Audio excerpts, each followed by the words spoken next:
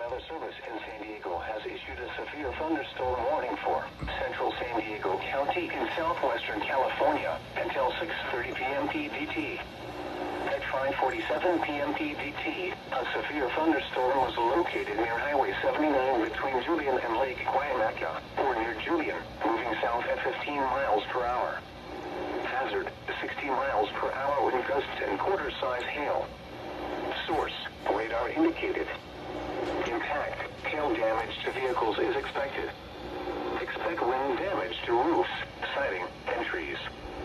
Locations impacted include El Cajon, Alpine, Guayamaca Rancho State Park, Julian, Lake Guayamaca, Highway 79 between Julian and Lake Guayamaca, Descanso, Highway S1 between Lake Guayamaca and Mount Laguna, Pine Valley and Highway 78 between Ramona and Santa Isabel.